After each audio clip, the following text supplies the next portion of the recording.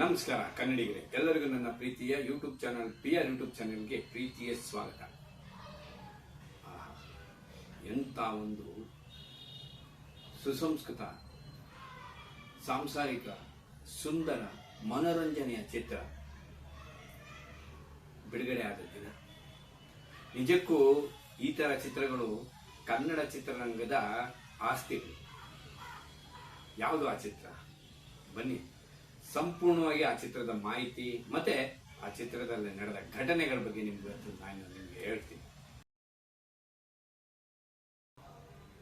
ಕನ್ನಡಿಗರ ಆರಾಧ್ಯ ದೈವ ಅಣ್ಣವರ ಅಭಿನಯದ ಸೂಪರ್ ಹಿಟ್ ಚಿತ್ರ, 182ನೇ ಅಣ್ಣವರ ಚಿತ್ರ. ಸಂಗೀತಂ ಶ್ರೀನಿವಾಸ್ ಅವರ ಅದ್ಭುತ ನಿರ್ದೇಶನದ ಚಿತ್ರ. ಪೂರ್ಣಿಮಾ ಎಂಟರ್ಪ್ರೈಸಸ್ ನಲ್ಲಿ ಬಂದಂತ ಶ್ರೀಮತಿ ಪಾರ್ವತಮ್ಮ ರಾಜ್ಕುಮಾರ್ ಅವರ ನಿರ್ಮಾಣದಲ್ಲಿ ಬಂದಂತ ಕನ್ನಡ ಚಿತ್ರರಂಗದ ಬ್ಲಾಕ್ ಬಸ್ಟರ್ ಮೂವಿ ಚಿತ್ರ ಹಾಲು ಜೇನು. ಹಾಲು ಜೇನು ಚಿತ್ರ ಬಿಡುಗಡೆಯಾಗಿ ಇಂದಿಗೆ 44 ವರ್ಷಗಳು ತುಂಬುತ್ತೆ. ಹಾಲು ಜೇನು ಈ ಚಿತ್ರ ಯಾರು ತಾನೇ ಮರೆಯಕ್ಕೆ ಸಾಧ್ಯ? ಅದರಲ್ಲೂ ಅಣ್ಣವರ ಅಪ್ಪಟ ಅಭಿಮಾನಿಗಳು ಈ ಚಿತ್ರನ ಮರೆಯೋಕೆ ಚಾನ್ಸೇ ಇಲ್ಲ. ಎಂತ ಅದ್ಭುತವಾದ ಅಣ್ಣವರ ಅಭಿನಯ. ತನ್ನ ಜೀವನದಲ್ಲಿ ಏನೇ ತೊಂದರೆಗಳಿದ್ನು ಅದನ್ನ ಯಾವುದನ್ನು ಹೊರಗಡೆ ತೋರಿಸಿದೆ, ತನ್ನ ಹೆಂಡತಿಗಾಗಿ ಬದುಕುವಂತ ಒಂದು ಅತ್ಯುತ್ತಮವಾದ ಚಿತ್ರ. ಆಗ ಎಷ್ಟೋ ಜನ ಹೆಣ್ಮಕ್ಳು ಅಬ್ಬ ಇದ್ರೆ ಇಂಥ ಗಂಡ ಇರ್ಬೇಕಯ್ಯ ಅಂತ ಆಸೆ ಪಟ್ಟಿದ್ದೀನ. ಎಂತ ಅದ್ಭುತವಾದ ಚಿತ್ರ ಈ ಚಿತ್ರ. ಬೆಂಗಳೂರಿನ ಸಂತೋಷ್, ನವರಾನ್, ಗೀತಾಂಜಲಿ, ಉಮಾ ಹೀಗೆ ಇನ್ನು ಹಲವಾರು ಚಿತ್ರಮಂದಿರಗಳಲ್ಲಿ ಈ ಚಿತ್ರ ಬಿಡುಗಡೆ ಆಯಿತು. ಚಿತ್ರ ಭರ್ಜರಿ ಯಶಸ್ವಿಯನ್ನು ಕಾಣಿತು. 29 ವಾರಗಳ ಕಾಲ ಸಂತೋಷ್ ಚಿತ್ರಮಂದಿರದಲ್ಲಿ ಪ್ರದರ್ಶನ ಕಾಣಿತು.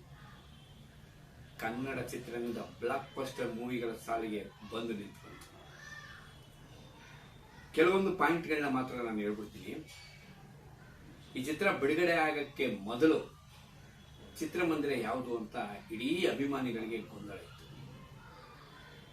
ಅಮ್ಮವ್ರಿಗೆ ಒಂದು ಆಸೆ, ಅಲ್ಲಿವರೆಗೂ ಬರೀ ಹಿಂದಿ ಚಿತ್ರರಂಗದ ಆಡಳಿತದ ಕೈಯಲ್ಲೇ ಇದ್ದಂತ ಸಂತೋಷ್ ಚಿತ್ರಮಂದಿರದಲ್ಲಿ ಈ ಚಿತ್ರನ ಬಿಡುಗಡೆ ಮಾಡಬೇಕು ಅಂತ ಆಸೆ ಪಟ್ಟರು.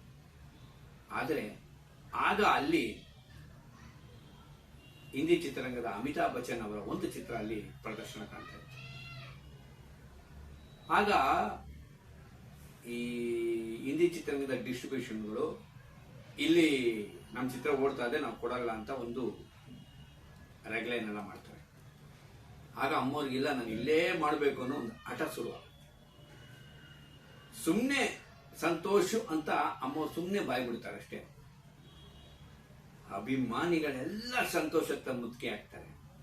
ಯಾವಾಗ ಕೊಡ್ತೀರಾ ಟಿಕೆಟು ಅಂತ. ಥಿಯೇಟರ್ ಅವ್ರಿಗೆ ತಲೆ ಕೆಟ್ಟೋಗ್ಬಿಡುತ್ತೆ. ಏನಪ್ಪಾ ಇದು, ನಾವಿನ್ನೂ ಒಪ್ಕೊಂಡೇ ಇಲ್ಲ, ಜನ ಈ ತರ ಬರ್ತಾ ಇದ್ದಾರೆ ಅಂತ. ನಿಮ್ಗೆ ಇಲ್ಲೊಂದು ಗ್ಯಾಪ್ ಹೇಳ್ತೀನಿ. ಸಂತೋಷ್ ಚಿತ್ರಮಂದಿರದಲ್ಲಿ ಬೆಂಗಳೂರಿನ ಅತಿ ಹೆಚ್ಚು ಚಿತ್ರಮಂದಿರಗಳಿದ್ದ ಚಿತ್ರಮಂದಿರಗಳಲ್ಲಿ ಸಂತೋಷ್ ಚಿತ್ರಮಂದಿರದಲ್ಲಿ ಅತಿ ಹೆಚ್ಚು ಗ್ಲಾಸ್ಗಳಿರೋದು. ಥಿಯೇಟರ್ ಅಲ್ಲಿ 90% ಗ್ಲಾಸ್ಗಳಲ್ಲಿ ಅವನು ಆಚೆಗಡೆ ಎಲ್ಲ ಕಾಣೋದು.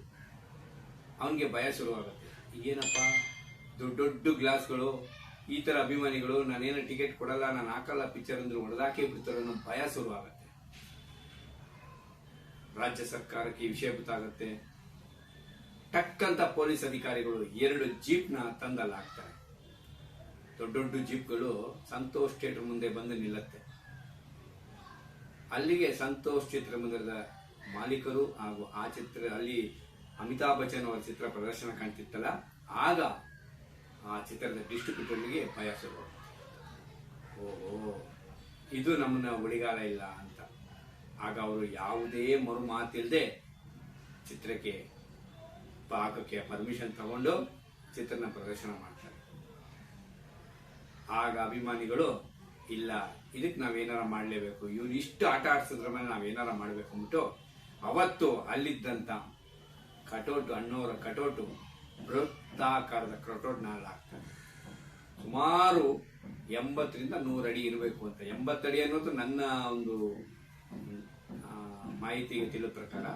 ಆದರೆ ಕೆಲವೊಬ್ರು ಹಿರಿಯ ಅಭಿಮಾನಿಗಳು 100 ಅಂತಾರೆ, ಕೆಲವರು 80 ಅಂತಾರೆ. ಆದರೆ ನನ್ನ ಅನಿಸಿಕೆ ಪ್ರಕಾರ 80 ಅಂತ. 80 ಅಡಿಯ ಕಟೌಟ್ ಹಾಕ್ತಾರೆ.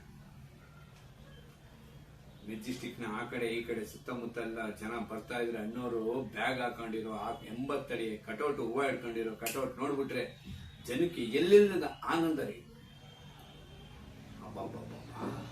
ಸೂಪರ್ ಆಗಿತ್ತು. ಸರಿ, ಚಿತ್ರ ಬಿಡುಗಡೆ ಆಗತ್ತೆ, ಭರ್ಜರಿ ಯಶಸ್ವಿ ಆಗುತ್ತೆ. 25 ವಾರಗಳ ಪ್ರದರ್ಶನ ಎಲ್ಲ ಕಾಣುತ್ತೆ. ಆದ್ರೆ ಈ ಹಿಂದಿಯವರು ಅಂದ್ರೆ ಆ ಅಮಿತಾಬ್ ಬಚ್ಚನ್ ಅವರ ಚಿತ್ರ ತೆಗೆದ್ರನ್ನೋ ಒಂದು ಕೋಪಕ್ಕೆ ಕೆಲವು ಹಿಂದಿಯ ಪತ್ರಕರ್ತರು ಮತ್ತು ಚಿತ್ರದ ಡಿಸ್ಟ್ರಿಬ್ಯೂಟರ್ ಸೇರಿ ಅಣ್ಣವರ ಬಗ್ಗೆ ಇಲ್ಲ ಸಲ್ಲದ ಮಾತುಗಳನ್ನ ಆಡ್ತಾರೆ. ಒಂದು ಪತ್ರಿಕೆಯಲ್ಲಿ ಅಣ್ಣವರ ಬಗ್ಗೆ ಮಿನಿ ಹಿಟ್ಲರ್ ಅಂತ ಬಂದುಬಿಡುತ್ತೆ. ಆ ಪತ್ರಿಕೆ ಬರೋದಷ್ಟೇ ಅಲ್ಲ, ಚಿತ್ರ ಬಿಡುಗಡೆ ಆಗಿ ರನ್ನಿಂಗ್ ಸಕ್ಸಸ್ಫುಲ್ ಅಲ್ಲಿ 1-2 ದಿನ ಆಗ್ತಾ ಇರ್ಬೇಕಾದ್ರೆ ನೈಟು ಒಂದಿಷ್ಟು ಜನಗಳು ಬಂದು ಆ ಪತ್ರಿಕೆನ ಸಂತೋಷ್ ಚಿತ್ರನ ಮುಂದೆ ಎಲ್ಲ ಬಿಸಾಕ್ಬಿಟ್ಟು ಹೋಗ್ತಾರೆ. ಯಾಕಂದ್ರೆ ಅಭಿಮಾನಿಗಳಿಗೆ ಅಲ್ಲಿ ತಗೊಳ್ಳಿ ಅವರ ಪೇಪರ್ಗಳನ್ನ, ನೋಡ್ಲಿ ಅವರು ರಾಜ್ಕುಮಾರ್ ಅಣ್ಣವರು ಯಾವ ತರ ಒಂದು ಹಿಟ್ಲರ್ ರೀತಿಯಲ್ಲಿ ವರ್ತಿಸ್ತಾ ಇದ್ದಾರೆ, ನಮ್ಮ ಚಿತ್ರನ ತೆಗೆಸ್ಬಿಟ್ಟು ಅವ್ರ ಚಿತ್ರನ ಹಾಕೊಂಡ್ರು ಅನ್ನೋ ಒಂದು ರೀತಿಯಲ್ಲಿ ನಿಮಗೆ ಅವರ ಪೇಪರ್ನ ಹಾಕ್ತಾರೆ. ಇದಕ್ಕೂ ಮೊದಲೇ ಒಂದು ವಿಷಯ ಹೇಳ್ಬೇಕಾಯ್ತು. ನಾನು ಆ ಹಿಂದಿ ಚಿತ್ರನ ಯಾಕೆ ತೆಗೆದ್ರು ಅಂದ್ರೆ, ಆ ಚಿತ್ರ ಆಗಲೇ ಬಿಡುಗಡೆಯಾಗಿ 50 ದಿನ ಆಗಿರುತ್ತೆ. ನಿಮ್ಗೆ ಒಂದು ಚಿತ್ರಮಂದಿರದಲ್ಲಿ ಓಡ್ತಾ ಇರ್ಬೇಕಾದ್ರೆ ಅದು ಇಷ್ಟು % ಕಲೆಕ್ಷನ್ ಆಗಬೇಕು. ಅಷ್ಟು % ಕಲೆಕ್ಷನ್ ಆದ್ರೆ ಆ ಚಿತ್ರಮಂದಿರದಲ್ಲಿ ಆ ಚಿತ್ರ ಓಡೋಕೆ ಅಧಿಕಾರ ಇರುತ್ತೆ. ಅದಕ್ಕಿಂತ ಕಮ್ಮಿ ಏನಾರ ಕಲೆಕ್ಷನ್ ಆಗ್ತಾ ಇದ್ರೆ ಬೇರೆ ಆ ಚಿತ್ರನ ತೆಗೆದು ಬೇರೆ ಚಿತ್ರ ಹಾಕುವ ಹಕ್ಕು ಎಲ್ಲರಿಗೂ ಇರುತ್ತೆ. ಇದು ಚಲನಚಿತ್ರ ವಾಣಿಜ್ಯ ಮಂಡಳಿಯ ಒಂದು ಬೈಬಲ್ ಅಲ್ಲಿ ಇದೆ. ಆದರೆ 50 ದಿನ ದಾಟಿದ್ರು ನನ್ನ ಚಿತ್ರ ಚೆನ್ನಾಗಿ ಓಡ್ತಾ ಇದೆ ಅಂತ ಹೇಳ್ಬಿಟ್ಟು ಕೆಲವು ದುಷ್ಕರ್ಮಿಗಳು ಆ ಚಿತ್ರನ ತೆಗೆಯಕ್ ಬಿಡದಿದ್ದಾಗ ಅಮ್ಮವರು ಇಲ್ಲ ಕಲೆಕ್ಷನ್ ಕಮ್ಮಿ ಇರ್ಬೇಕಾದ್ರೆ ನೀವ್ ಯಾಕೆ ತೆಗೆಯಲ್ಲ ಅಂತ ಹಠ ಮಾಡಿ ಅಣ್ಣವರು ಅಮ್ಮವರು ಆ ಚಿತ್ರನ ಹಾಕಕ್ಕೆ ಅಲ್ಲಿಗೆ ಹಾಕಬೇಕು ಅಂತ ತೀರ್ಮಾನ ಮಾಡ್ತಾರೆ. ಮಿನಿ ಹಿಟ್ಲರ್ ಅಂತ ಕರೆದು ಒಂದು ಅವಮಾನ ಮಾಡ್ತಾರೆ. ಇದರಿಂದ ರೋಚಗೆದ್ದ ಅಣ್ಣವರ ಅಭಿಮಾನಿಗಳು ಬೆಂಗಳೂರು ರಾಜ್ಯಾದ್ಯಂತ ಹಿಂದಿ ಚಿತ್ರಗಳಿಗೆ ಬಹಿಷ್ಕಾರ ಆಗ್ತಾರೆ. ಹಿಂದಿ ಚಿತ್ರಗಳನ್ನ ಯಾವುದೂ ಸಹ ಇಲ್ಲಿ ಬಿಡುಗಡೆ ಆಗಬಾರ್ದು, ಅದರಲ್ಲೂ ಹೆಚ್ಚಾಗಿ ಅಮಿತಾಬ್ ಬಚ್ಚನ್ ಅವರ ಚಿತ್ರಗಳು ಯಾವುದೂ ಇಲ್ಲಿ ಬರಬಾರ್ದು ಅಂತ ಒಂದು ದೊಡ್ಡ ಹೋರಾಟಕ್ಕೆ ಕರೆ ಕೊಡ್ತಾರೆ. ಎಷ್ಟೋ ಕಡೆ ಹಿಂದಿ ಚಿತ್ರಗಳು ಬ್ಯಾನ್ ಸಹ ಆಗುತ್ತೆ. ಆಗ ಇದನ್ನ ಅರಿತ ನಮ್ಮ ಹಿಂದಿ ಚಿತ್ರರಂಗ ಏನೋ ಆಗಿದೆ ಕರ್ನಾಟಕದಲ್ಲಿ ಅಂದ್ಬಿಟ್ಟು ಇದನ್ನ ವಿಷಯ ತಿಳ್ಕೊಳ್ಳೋಕಂತಾನೆ ರಾಮನಾಥ್ ಅವ್ರ ಹತ್ರ ಕರೆಸಿ ಮಾತಾಡ್ತಾರೆ. ಈ ರಾಮನಾಥ್ ಯಾರಂದ್ರೆ ನಿಮ್ಗೆ ರಾಶಿ ಸೋದರರು, ಅಂದ್ರೆ ನಿಮ್ಗೆ ಶಿವರಾಮ್ ಅವರ ಅಣ್ಣ. ಅವರು ಅಣ್ಣವ್ರ ಹತ್ರನೂ ಚೆನ್ನಾಗಿದ್ರು ಮತ್ತೆ ಅಮಿತಾಬ್ ಬಚ್ಚನ್ ಅವ್ರ ಹತ್ರನೂ ಚೆನ್ನಾಗಿದ್ರು. ಅವರು ರಾಮನಾಥ್ ಅವರ ಮುಖಾಂತರ ಕರೆಸಿ ಮಾತಾಡಲಾಗಿ ಆಗ ಇಲ್ಲಪ್ಪ ಅಣ್ಣವ್ರ ಆ ಥರ ಅಲ್ಲ, ನೀವು ತಿಳ್ಕೊಂಡಿದ್ದೆ ಬೇರೆ ಹೆಂಗೆ ಅಂತ ಅಮಿತಾಬ್ ಬಚ್ಚನ್ ಅವ್ರಿಗೆಲ್ಲ ಹೇಳಿದ್ರ ಮೇಲೆ ಅಮಿತಾಬ್ ಬಚ್ಚನ್ ಅವರು ಮತ್ತು ಆ ಪೇಪರ್ ಎಲ್ಲ ಆ ವಿಷಯನ ತಿಳ್ಕೊಂಡ್ರ ಮೇಲೆ ನಂತರ ಆ ಪೇಪರ್ ಅವರು ಕ್ಷಮಾಪಣಾ ಪತ್ರವನ್ನು ಸಹ ಕಳಿಸ್ತಾರೆ ಅಣ್ಣವರಿಗೆ. ಇಲ್ಲಿಂದ ಸರಿಯಾಗಿ ಬಿರುಸು ಬಾಣಗಳು ಬಿದ್ದಿರುತ್ತೆ. ಕರ್ನಾಟಕ ರಾಜ್ಯ ಸರ್ಕಾರದಿಂದ, ಅಭಿಮಾನಿಗಳಿಂದ, ಕರ್ನಾಟಕ ಚಲನಚಿತ್ರ ವಾಣಿಜ್ಯ ಮಂಡಳಿಗಳಿಂದ ಮತ್ತೆ ಹಿರಿಯ ಸಾಹಿತಿಗಳಿಂದೆಲ್ಲಂದೂ ಸಹ ಅವ್ರಿಗೆ ಹಿಂದಿ ಚಿತ್ರರಂಗಕ್ಕೆ ಬಿರುಸು ಬಾಣಗಳು ಬಿದ್ದಿರುತ್ತೆ. ಏನ್ರಿ ರಾಜ್ಕುಮಾರ್ ಅಂದ್ರೆ ಏನು ಅಂತ ತಿಳ್ಕೊಂಡಿದ್ದಾರಂತ ಇಡೀ ಬಾಣ ಬಿದ್ದಾಗ ಅವ್ರು ಅದನ್ನು ಅರಿತು ರಾಮನಾಥ್ ಅವ್ರ ಹತ್ರ ಕರೆಸಿ ಮಾತಾಡಿ ಪೇಪರ್ ಅವರು ಒಂದಿಷ್ಟು ಉದ್ದ ಬರೆದ್ಬಿಟ್ಟು ಅವ್ರಿಗೆ ಮನೆಗೂ ಕಳಿಸ್ತಾರೆ, ಮತ್ತೆ ಪೇಪರ್ ಅಲ್ಲೂ ಸಹ ಹಾಕ್ತಾರೆ. ಅಮಿತಾಬ್ ಬಚ್ಚನ್ ಅವರು ಬೆಂಗಳೂರಿಗೆ ಬಂದು ಅಣ್ಣವರ ಜೊತೆ ಭಕ್ತ ಪ್ರಹ್ಲಾದ ಚಿತ್ರದ ಶೂಟಿಂಗ್ ಸಮಯಕ್ಕೆ ಹೋಗಿ ಅಲ್ಲಿ ಸೆಟ್ಟಲ್ಲಿ ಹೋಗಿ ಅಣ್ಣವ್ರಿಗೆ ಒಂದು 5-6 ಹೂವು ಹಾಕಿ ಅವ್ರ ಹತ್ರ ಅಲ್ಲಿ ಮಾತಾಡಿ ಇದ್ರಲ್ಲಿ ನಂದೇನೂ ಇದಿಲ್ಲ ಅಂತೆಲ್ಲ ಮಾತಾಡಿ ಆಮೇಲೆ ವಾಪಸ್ ಬರ್ತಾರೆ. ಅನಂತರ ಅದು ವಿಷಯ ಅಲ್ಲಿ ತಣ್ಣಗಾಗತ್ತೆ. ಚಿತ್ರ 100 ದಿನ ಕಾಲ ಪ್ರದರ್ಶನ ಕಾಣುತ್ತಲ್ಲ, 100 ದಿನ ಕಾಲ ಪ್ರದರ್ಶನ ಕಂಡಾಗ ಬೆಂಗಳೂರಿನ ಒಂದು ಆಡಿಟೋರಿಯಂನಲ್ಲಿ ಚಿತ್ರವನ್ನು 100ನೇ ದಿನದ ಕಾರ್ಯಕ್ರಮ ಸಹ ಮಾಡ್ತಾರೆ. ಆ 100ನೇ ದಿನದ ಕಾರ್ಯಕ್ರಮ ಮಾಡಿದಾಗ ಅಲ್ಲಿ ಒಬ್ಬ ಅಭಿಮಾನಿ ಅಂದ್ರೆ ಪ್ರತಿದಿನ ಸಂಜೆ ಸಂತೋಷ್ ಚಿತ್ರಮಂದಿರಕ್ಕೆ ಆ ಪಿಕ್ಚರ್ ನೋಡೋಕೆ ಹೋಗ್ತಿದ್ದ. ಹೋಗಿ ಟಿಕೆಟ್ ತಗೊಂಡಿರ್ತಾನಲ್ಲ, ಆ ಟಿಕೆಟ್ ಹಿಂದ್ಗಡೆ ಚಿತ್ರಮಂದಿರದ ಮ್ಯಾನೇಜರ್ ಹತ್ರ ಒಂದು ಸೈನ್ ಹಾಕ್ಸ್ಕೊಂಡು ಡೇಟ್ ಹಾಕ್ಸ್ಕೊಂಡು ಆ 100 ದಿನದ ಟಿಕೆಟ್ನು ಸಹ ಅಭಿಮಾನಿ ಇಟ್ಕೊಂಡಿದ್ದ. ಆ ಅಭಿಮಾನಿ ಇಟ್ಕೊಂಡಿರೋದಕ್ಕೆ ಅಣ್ಣವರು ಆ 100ನೇ ದಿನದ ಸಮಾರಂಭದ ಸಮಯದಲ್ಲಿ ಅವ್ರನ್ನ ಸ್ಟೇಜ್ ಮೇಲೆ ಕರೆದು ಒಂದು ಹಾರ ಹಾಕಿ ಸನ್ಮಾನ ಮಾಡಿ ಕಿರುಕಾಣಿಕೆಯನ್ನು ಸಹ ಕೊಟ್ಟು ಕಳಿಸ್ತಾರೆ. ಇದಿಷ್ಟು ಈ ಚಿತ್ರದ ಒಂದಿಷ್ಟು ಮಾಹಿತಿಗಳು. ಆಮೇಲೆ ಇದು ಅನಂತ್ನಾಗ್ ಅವರು ಮಾಡಬೇಕಾಗಿದ್ದ ಚಿತ್ರ. ಅನಂತ್ನಾಗ್ ಅವರು ಏನೋ ನನಗೆ ಬಿಡುವಿಲ್ಲ ಅಂತ ಹೇಳಿದಾಗ ಅದನ್ನ ದೊರೆಭಗವನವರು ಅಮ್ಮವರು ತೋರಿಸಿದಾಗ ಅಮ್ಮವರು ಅದನ್ನ ಓದಿ ಎಲ್ಲ ಚೆನ್ನಾಗಿದೆ ಕತೆ ಮಾಡಲಿ ಆ ಅಣ್ಣವರು ಅಂತೇಳಿ ಒಪ್ಪಿದಾಗ ಕೊನೆಗೂ ನೋಡಿ ಏನ್ ಸೌಜನ್ಯತೆ ಅಂದ್ರೆ, ಹೋಗಿ ಅನಂತನಾಗ್ ಅವ್ರ ಹತ್ರ ಈ ಕಥೆನ ನಾವು ಮಾಡ್ಬೋದಾ, ನೀವು ಮಾಡ್ಬೇಕಾಗಿ ಚಿತ್ರ ಇದು ನಾವು ಮಾಡ್ಬೋದಾ ಅಂತ ಹೇಳಿ ಅಮ್ಮವ್ರು ಕೇಳಿದ್ಮೇಲೆ ಈ ಚಿತ್ರ ಆಗಿದೆ. ಅಮ್ಮವ್ರಿಗೆ ಏನು ಕೇಳೋ ಅವಶ್ಯಕತೆನೇ ಇದೆಲ್ಲ ರೀ. ಕನ್ನಡ ಚಿತ್ರರಂಗದ ತಾಯಿ ಭುವನೇಶ್ವರಿ ಇದ್ದಂಗೆ ಅವರು ಒಂಥರ ಕನ್ನಡ ಚಿತ್ರರಂಗದ ಒಂದು ಚಾಮುಂಡೇಶ್ವರಿ ಅವರು ಕಥೆ ತೆಗೆದು ಮಾಡ್ಬಿಡ್ಬೋದಿತ್ತು, ಅದ್ರಲ್ಲಿ ಅವ್ರು ಹಾಗೆ ಮಾಡಿಲ್ಲ. ಸೌಜನ್ಯತೆಯಿಂದ ಅನಂತನಾಗ್ ಅವ್ರಿಗೆ ಹತ್ರ ಹೋಗಿ ನಾವು ಮಾಡ್ತೀವಿ ಈ ಕಥೆನಂತ ಕೇಳಿದ್ರ ಮೇಲೆ ಅನಂತನಾಗ್ ಅವರು ಅಯ್ಯೋ ಅಣ್ಣ ಅಕ್ಕ ಅಣ್ಣ ಮಾಡ್ತಾರಂದ್ರೆ ನಾನೇನಾರ ಮಾತಾಡಕ್ಕಾಗತ್ತಾ, ಖಂಡಿತವಾಗಿ ಮಾಡಲಿ, ನಾನು ಸಂಪೂರ್ಣ ಇದ್ಕೊಡ್ತೀನಿ ಅಂತ ಹೇಳಿ ಅವರು ಕೊಟ್ರ ಮೇಲೆ ಆ ಚಿತ್ರವನ್ನ ಮಾಡ್ತಾರೆ.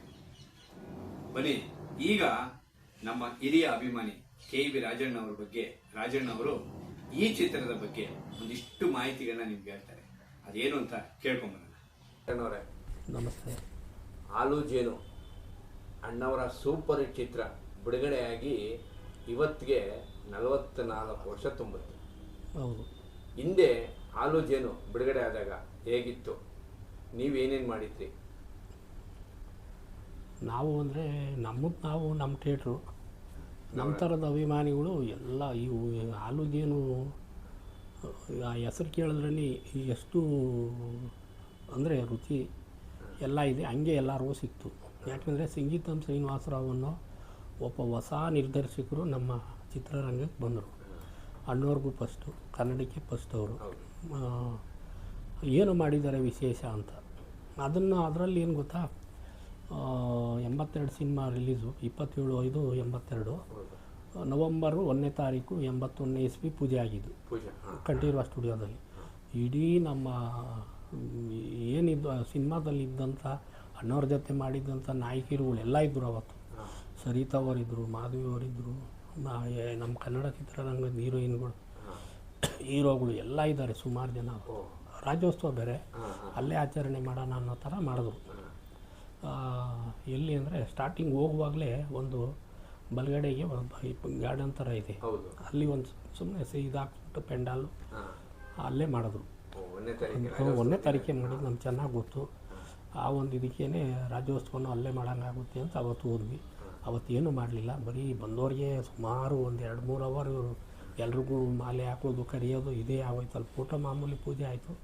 ಫಸ್ಟ್ ಸ್ಯಾಟು ಒಳಗಡೆ ಏನು ಅದೇ ಇವರು ಸ್ನಾನ ಮಾಡ್ಕೊಂಡು ನನ್ನ ನಿನ್ನ ಜೀವನ ಹಾಲು ಜೇನಿನ ಅದೇ ಫಸ್ಟು ಸ್ಯಾಟ್ ಮಾಡಿದ್ದೆ. ಅದಷ್ಟೇ ಮಾಡಿಬಿಟ್ಟು ಕ್ಲೋಸ್ ಮಾಡಿಬಿಟ್ರು. ಯಾಕೆಂದರೆ ಎಲ್ಲರೂ ಟಯರ್ಡ್ ಆಗಿತ್ತು, ಇದೊಂದು ಮಾಡೋಣ ಅಂತ ಅವ್ರು ಪಾಪ ಡೈರೆಕ್ಟ್ ಹೇಳಿ ಫಸ್ಟ್ ಡೇ ಮಾಡಬೇಕಲ್ಲ ಅದೊಂದು ಶಾಟ್ ನಾವು ನೋಡಿದ್ವಿ ಅಲ್ಲೇ ಕಂಠೀರವ ಒಳಗಡೆ ಸೆಟ್ ಮನೆ, ಅದೊಂದು ಮಾಡಿದ್ರು. ಅದಾದಮೇಲೆ ನಂದು ಒಂದು ಹಳೆ ಪುಟ್ಟ ನೀವು ನೋಡಿದ್ದೀರ, ಅದಕ್ಕೆ ನಮಗೆ ಒಂದು ಅದೇ ಹೆಗಲ ಮೇಲೆ ಕೈ ಹಾಕ್ಕೊಂಡಿರೋದು ಅಣ್ಣವರು. ಹಿಂಗೆ ನಾವು ಚಿಕ್ಕ